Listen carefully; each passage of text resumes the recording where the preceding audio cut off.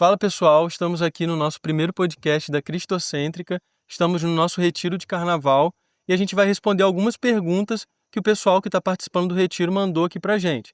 E eu vou começar com uma pergunta que é sobre a imagem que foi a postagem lá no Instagram, a imagem de divulgação do tema do retiro. Aí eu queria que você explicasse um pouco por que decidiu essa imagem, o que significa a história dessa imagem. A gente tem uma percepção já formada na sociedade de como seria Jesus, né? Com traços europeus, com traços... uma pessoa branca, loura, de olhos azuis, uma pessoa bonita, né? Que quando a gente pensa em Jesus de Nazaré, vem aquele homem limpo, cheiroso, aquele homem arrumado, cabelo que tinha passado chapinha, desse jeito. Só que a gente esquece que Jesus ele foi um homem do seu tempo. Jesus ele foi um homem do seu tempo, com os traços do seu tempo, com os traços da sua localidade, com as marcas do seu trabalho. Jesus era descrito já em profecias antigas como um homem sem formosura, um homem que não tinha beleza, não era atraente fisicamente. E sem contar que a construção desse Jesus branco, de olhos azuis e cabelos arrumados, é uma construção bem à frente de quando ele viveu, uma construção europeia, uma construção religiosa. Não se parecia com certeza com o Jesus histórico, né? E essas imagens que a gente colocou no Instagram, em diversas postagens do retiro, até um vídeo que a gente fez com esse rosto desse Jesus que a gente colocou, é um Jesus que, segundo os historiadores, segundo os estudiosos, muito provavelmente Jesus homem, o homem Jesus se parecia com essa foto. Um homem negro, um homem com cabelo parecido com as pessoas daquela época, um homem com os traços do nariz, dos olhos, das orelhas, exatamente ou muito parecido com aquela imagem. E seria muito estranho se no local onde ele viveu, nasceu, ele fosse totalmente diferente do povo Exatamente. daquele lugar, né? Não seria estranho, seria impossível. Ah, ele veio do Espírito Santo. Ok, mas Jesus ele tinha uma linhagem, tinha uma cultura, e Deus, como a gente tem repetido muito, não queria trazer, se revelar à humanidade de uma forma Distante. distante. Deus esteve entre os homens, ele se fez homem e ele se adequou, de certa maneira, na sua cultura e até na sua aparência, aos homens de sua época. Jesus, não havia nada nele que chamasse a atenção. Esse é o ponto. Se tivesse algo nele que chamasse a atenção, provavelmente ele poderia ser até desse jeito. Mas como é uma construção religiosa de centenas de anos antes e depois, a gente praticamente pode excluir a possibilidade de Jesus ser desse jeito. Fora que tem um contexto racial, um contexto de depreciação, de Jesus não, ele tinha que ser muito lindão, muito, muito tudo. Como Até para ser se... aceito, né? pela sociedade. Então, para falar a verdade, qual que é a importância disso? A importância da gente usar essa foto e não as figuras, as caricaturas de Jesus mais tradicionais na religião e no mundo, é para... Talvez o objetivo disso seja evidenciar a humanidade humana de Jesus. A humanidade do seu tempo, da sua história, a humanidade que ele veio. Não veio ser o cara bonito e atraente de todos, não. Jesus veio ser 100% homem e 100% Deus. E estando em forma humana, ele não julgou por usurpação ser igual a Deus. Antes se humilhou tomando a forma de servo, e isso incluía até mesmo Deus não fez questão de ser um homem atraente quando esteve na Terra. Por isso a importância da gente evidenciar e até utilizar essa foto. Sim, muito bom. Aí uma primeira pergunta aqui que o pessoal mandou é: como a mensagem de redenção na cruz consegue dialogar com culturas e visões de mundo tão diferentes? Ou ela se torna exclusiva demais para quem pensa de outra forma? Eu gosto muito de falar sobre esse assunto, principalmente porque, e essa pergunta talvez seja a mais complexa de todas que a gente recebeu. Sério mesmo, é muito complexa a pergunta. Primeiro porque nós estamos numa era, numa época em que não há mais verdades absolutas. A gente vive numa geração que tem dificuldade com verdades absolutas. Nós vivemos na época, como diria um filósofo que agora me fugiu o nome, a gente está na época da modernidade líquida, onde não há mais concretude, não há mais solidez. Cada um tem a sua própria verdade. O mundo hoje é um lugar de verdades relativas, ou seja, há 8 bilhões de verdades e cada um pode ter a sua.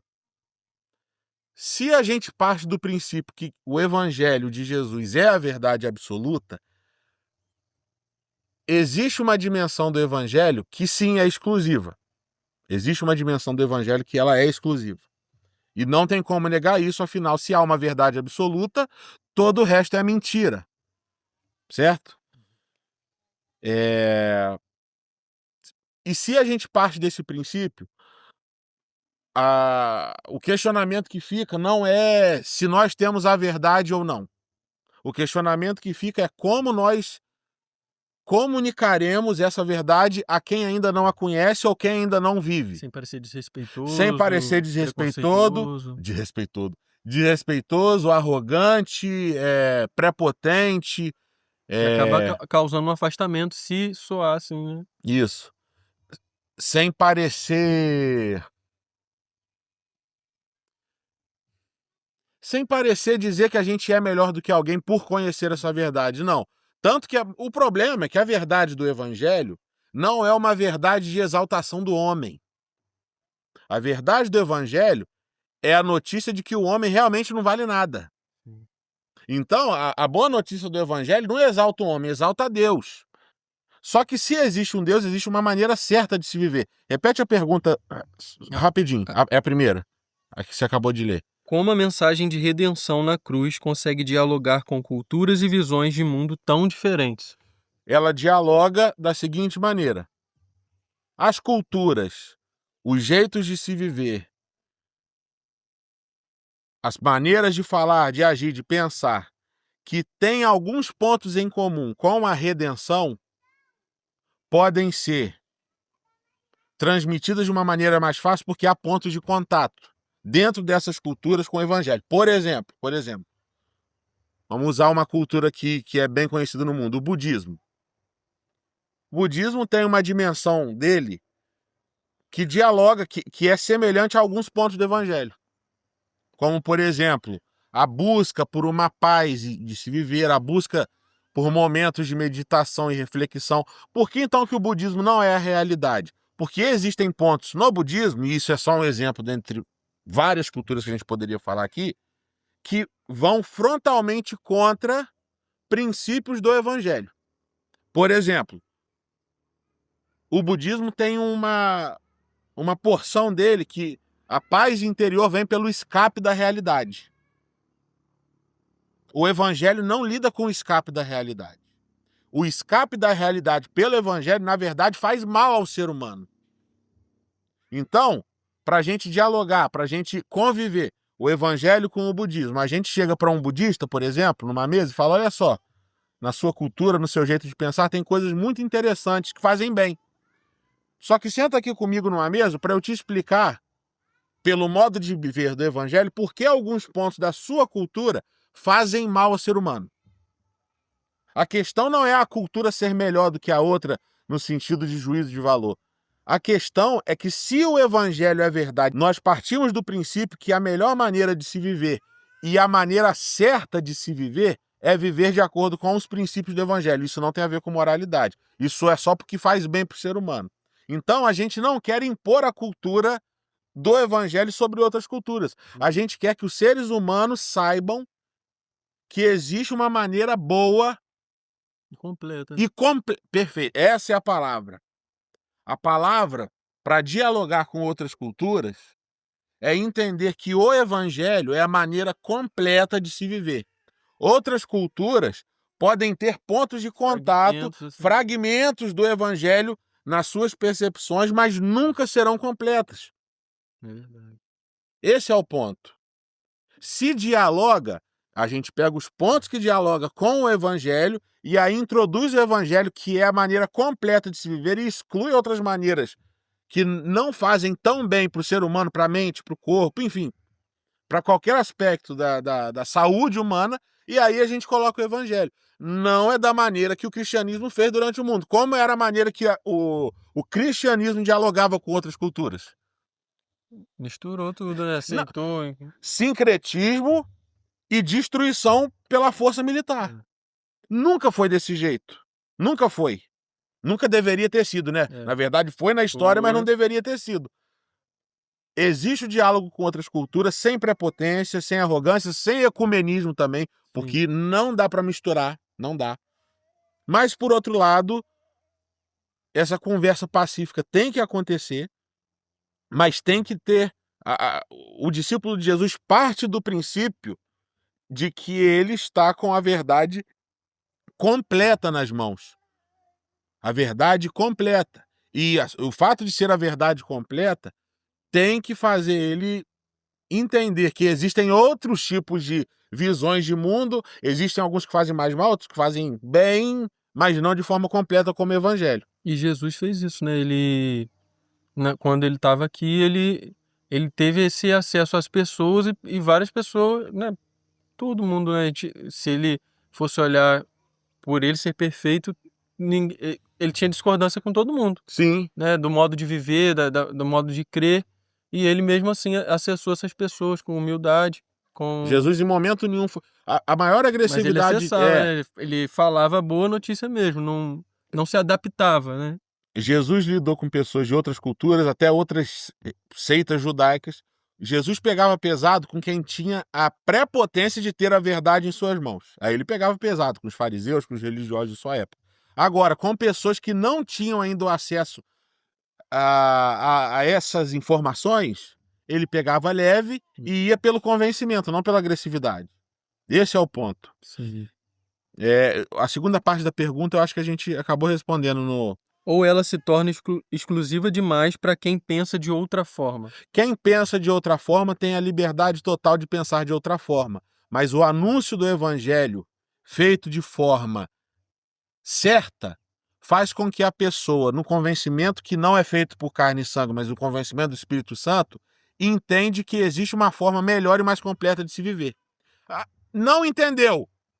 Tudo bem, terá outra oportunidade, de repente. E a consciência da pessoa será o julgamento dela. Se a gente entrar no assunto de consciência, o podcast vai durar 5 horas. Mas não é que a verdade seja exclusiva. É porque existem verdades incompletas e verdades completas. Verdade incompleta é uma mentira? Nem sempre. Às vezes é só uma falta de compreensão. Pode ter elementos de verdade, mas não está completo. Nós partimos o discípulo de Jesus parte do princípio que a verdade completa está em Jesus. E Jesus não é relativo, Jesus é absoluto. Sim.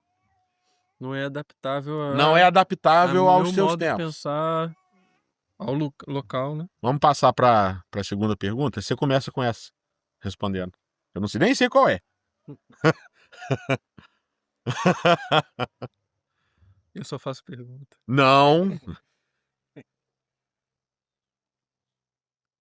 Ele tá caçando a pergunta mais fácil, desgramado.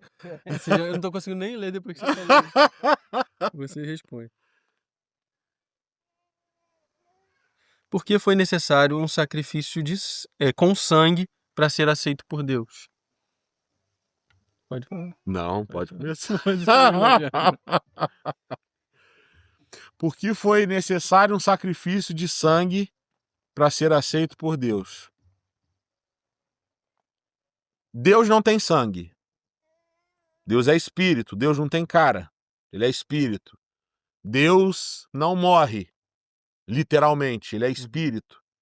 Todas essas figuras, esses termos, sangue, morte, sacrifícios são linguagens, são termos humanos. E nós temos visto aqui no retiro, e a Bíblia também nos diz, que alguma coisa, eu acho que o termo mais próximo é coisa, porque é indefinido, então é indefinido mesmo. A coisa mais próximo de um ser humano citar sobre o que foi o sacrifício do cordeiro, utiliza essas imagens. Sangue, sacrifício, morte. É dito na Bíblia que o cordeiro foi imolado desde antes da fundação do mundo. Mais uma vez eu digo, não é que existia um cordeirão cósmico, um cordeiro literal, um animal na eternidade, não. Aquilo é uma linguagem humana para representar o que a Bíblia chama de esvaziamento de Deus. Quando a Bíblia fala que quando o próprio Jesus, que é Deus, morre, aquilo lá ainda, a própria morte de Jesus na cruz, a morte de Jesus homem na cruz, ainda é uma linguagem, não é a realidade. É uma maquete do que aconteceu na eternidade. Isso um dia nós vamos saber. A Bíblia diz que nós um dia o conheceremos como somos conhecidos. Nós somos conhecidos infinitamente por ele, e um dia nós o conheceremos infinitamente também. Então um dia, a Ana acho que perguntou isso ontem, um dia a gente vai entender na linguagem dele, porque o conheceremos como ele é, o que aconteceu ali. E eu tenho certeza que é glorioso e é assustador. Mas na linguagem humana, a redenção só pode ser entendida de forma mais próxima, infinitamente menor do que foi, mas nos nossos códigos, com a linguagem de um sacrifício. Sangue, morte. E isso, para entender isso um pouco mais fundo, nós precisamos ler a Bíblia, para entender por que Jesus é chamado de cordeiro. Se a gente for falar disso aqui também, acabou o tempo, mas é por aí. Aí vocês assistam as pregações. Assistam as pregações, é muito assunto. Jesus foi sacrificado antes da fundação do mundo de forma literal também? Não. O sacrifício, nem o sacrifício de Jesus na cruz é a literalidade do sacrifício de Deus. Jesus lá crucificado na cruz não é a realidade do sacrifício de Deus. Jesus é a expressão completa de quem Deus é. Isso é revelação completa. Se queremos conhecer a Deus, olhamos para quem Jesus foi. Mas o sacrifício... Repete a pergunta. Jesus foi sacrificado antes da fundação do mundo de forma literal também? Não. Aquilo é uma representação do que aconteceu. É parecido com a pergunta anterior. Porque nós sabemos que a Trindade, Pai, Filho e Espírito Santo, existiam já em plena comunhão, em plena perfeição antes. Então, na eternidade não aconteceu de forma literal. Não. Aconteceu de forma literal quando ele veio. A crucificação de Jesus é a maquete do que aconteceu na eternidade. Isso não significa que na eternidade havia uma madeira em formato de cruz e Jesus, homem, estava... Não. São linguagens humanas. Até mais... Não sei, né? É muito difícil falar. Mas o significado disso tudo, né? Do perdão, da redenção. Significado. De forma que os seres humanos pudessem entender o que aconteceu na eternidade, que é impronunciável aos seres humanos. Quando Paulo fala, eu vi coisas que ao homem é ilícito falar. Eu creio que Paulo pode ter contemplado alguma coisa disso. Ele viu coisas que ele não conseguia nem expressar em códigos humanos o que viu. E o sacrifício de Deus, o cordeiro imolado desde antes da fundação do mundo, não é traduzível de forma literal, porque ele usou a palavra literal, então, de forma literal, aos seres humanos. O mais próximo que podemos entender é olhando para o sacrifício de Jesus na cruz, que ainda é uma maquete do que aconteceu. E que não é só aquilo que aconteceu ali fisicamente, né? É muito maior. É o que aconteceu espiritualmente também, né? É muito maior. Aí eu tinha feito a continuidade, pensei que eram duas perguntas. São duas perguntas, mas completando. Ou a imolação de Cristo em tempos eternos se deu de outra maneira? Foi de outra maneira. Foi de outra maneira que não... Vou usar as palavras de Paulo. Não é lícito aos homens nem pronunciar, porque não há palavras. Não é que é proibido. É porque não há palavras nos vocabulários humanos. Vai conseguir no momento. Não dá. O mais próximo que há dessa definição é Jesus na cruz. Mas ainda, por ser um significado humano, é infinitamente mais reduzido do que foi. Entende? Esse é o ponto. É o significado, mas não é a literalidade. Uhum. Perfeito. Como podemos enxergar a glória de Cristo em nossa vida cotidiana? Enxergar a glória de Cristo em nossa vida. A única maneira da gente servir a Cristo é fazendo a obra de Deus da mesma forma que Cristo fez. E como foi a forma que Cristo fez a missão de Deus? Encarnando. Da mesma forma que Jesus, homem, encarnou Deus, a única forma de manifestar a glória de Deus aos seres humanos é encarnando. E o que significa encarnar? É se tornar a própria mensagem, assim como Jesus foi. Não é Então, só a gente ter as informações que a gente tem falado aqui. Receber várias informações, mas aquilo não está em nós, não faz parte da gente, né? é botar em prática aquilo que nós vemos nele. As pessoas... e a gente mesmo no nosso dia a dia... O cotidiano é a vida real, né? Aqui no Retiro a gente está vivendo é muito bom, mas não é a vida real. E é nessa vida real que a gente precisa permanecer nessa mensagem, né? Encarnando essa mensagem. É isso aí. A glória de Deus só é Senão é vista uma farsa, na encarnação. né? Senão é uma farsa, senão se é a gente informação. Senão é... só é inteligente, só é bem informado a respeito das coisas de Deus, mas não conhece a Deus, né? De que maneira a glória de Cristo se manifesta na igreja hoje? Pergunta boa, hein? A glória de Cristo se manifesta na igreja.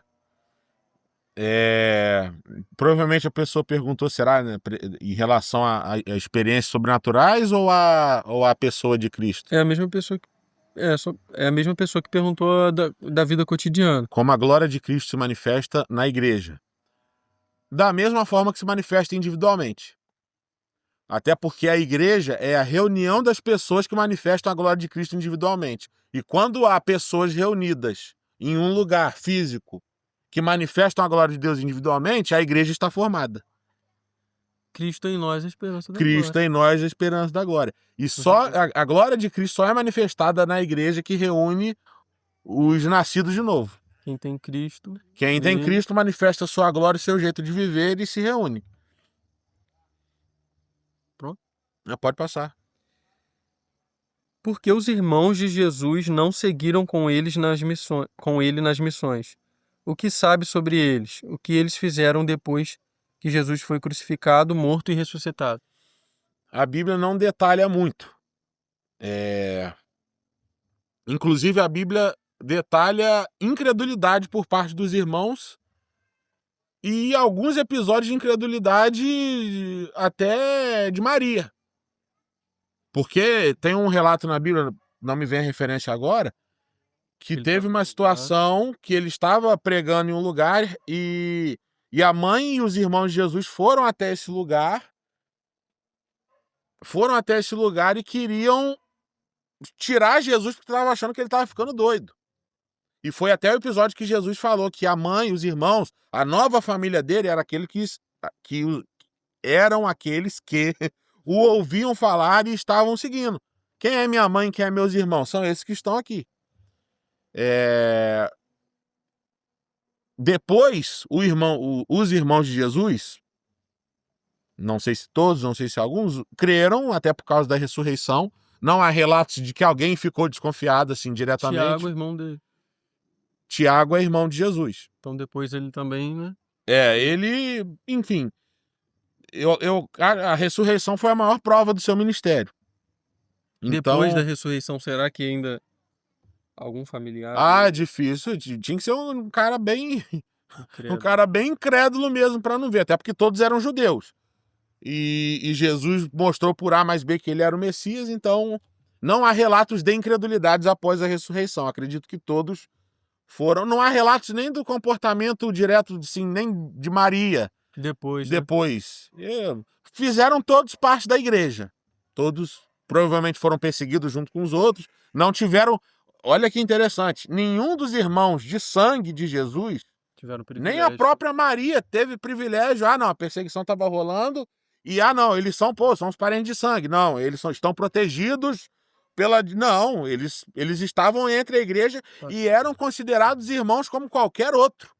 Irmãos da igreja. Uhum. O fato de terem consanguinidade humana com Jesus não deu a eles nenhum privilégio na igreja primitiva. Agora só tem a última pergunta aqui. Por que Jesus não foi revelado antes ou depois e foi exatamente naquele tempo, na plenitude dos tempos, como fala lá na Bíblia? O termo plenitude dos tempos é um termo muito interessante, porque o significado desse termo plenitude dos tempos, que está em Gálatas, significa como se Deus literalmente tivesse esperado alguma coisa se completar para que o plano redentor tivesse sido revelado aos humanos. Como se fosse uma barra de carregamento da humanidade, começando 0 a 100%. Quando chegou à plenitude dos tempos, quando o tempo certo chegou, Jesus foi revelado. Mas a pergunta é por que houve um tempo certo? Por que não, Por que aquele tempo? por que não no Egito com Moisés? Por que não na Terra Prometida com Davi? Por que não durante o exílio? Por que não... Agora. Por que não nos nossos dias? E isso é mais natural do que as pessoas pensam. Existe uma dimensão em Deus que respeita os processos humanos, respeita o processo da humanidade desde que ela começou e que observa atentamente como a mente humana funcionava em cada período da história. Por exemplo, alguém que está aqui, ou que está assistindo, ou você mesmo, acha que a mente do ser humano é a mesma da mente de 5.000 anos atrás? Não.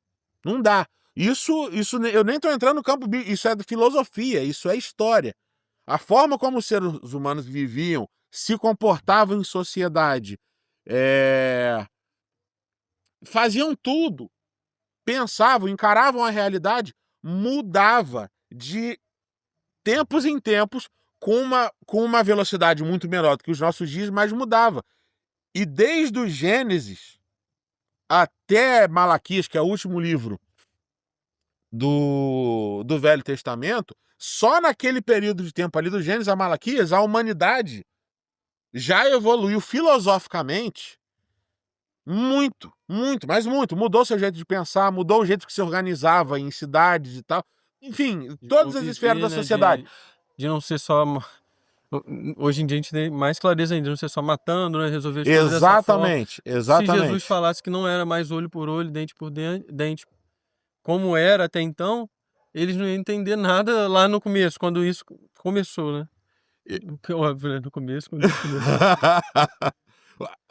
A questão é a seguinte: Deus, é porque não há discussão de que existe algo dentro do campo da soberania de Deus, que é o campo total, mas existe uma responsabilidade humana, nem talvez uma responsabilidade, existe uma parte que compete aos seres humanos e que Deus respeitou esses processos. Por exemplo, a humanidade, na época de Moisés, não estava preparada na consciência para receber a mensagem de Jesus e também não havia meios para que aquela mensagem, naquele tempo, se espalhasse.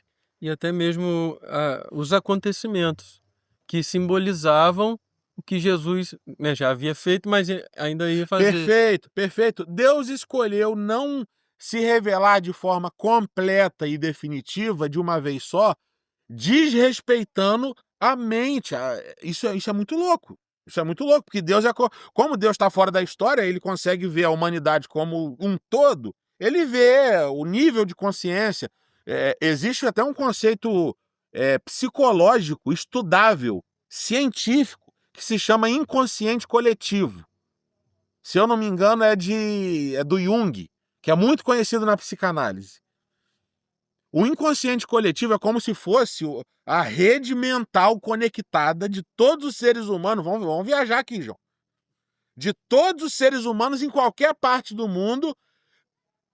É como se fosse, sabe o Google Drive, a nuvem, que pode ser acessada de qualquer computador, só ter acesso à internet? O fato de você ser humano te conecta a uma nuvem invisível que você tem mais ou menos o mesmo nível de consciência de um ser humano que acabou de nascer na China, ou que vive na China. Porque há parece que há uma rede que conecta os seres humanos e ela vai se atualizando em diferentes eras.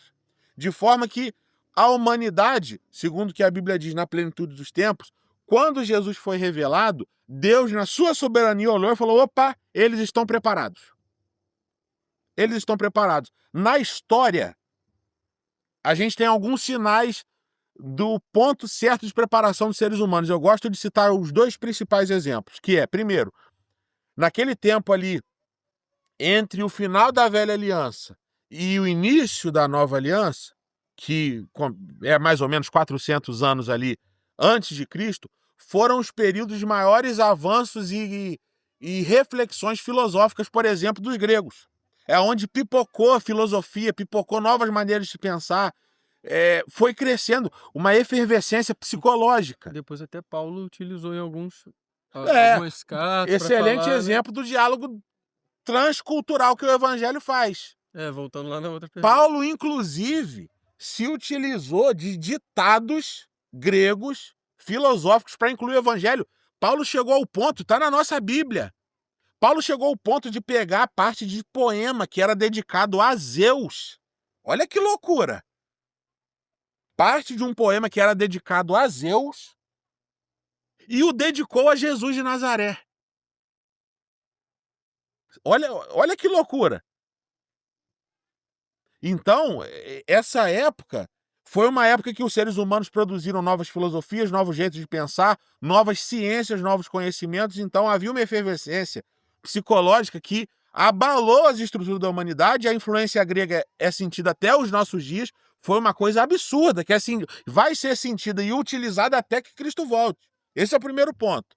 Então, quando há o nascimento de Jesus de Nazaré, a humanidade estava preparada psicologicamente nesse inconsciente coletivo para entender e receber e captar a mensagem. Ainda que espantasse, escandalizasse, era capaz, conscientemente capaz, coisa que antes não era. Na época do olho por olho, dente por dente, ninguém se chocava com olho por olho, dente por dente. Por isso que a gente não deve se chocar com a velha aliança, com algumas passagens do Velho Testamento, que para o seu tempo não chocava ninguém. Um cara saía de casa para a guerra sabendo que poderia morrer e ninguém estava... Agora, nos nossos dias, isso choca. Choca os direitos humanos. Gente, a Declaração dos Direitos Humanos é do século passado. É menos de 100 anos atrás, sabe? Choca os nossos dias. Para aqueles dias não chocava ninguém.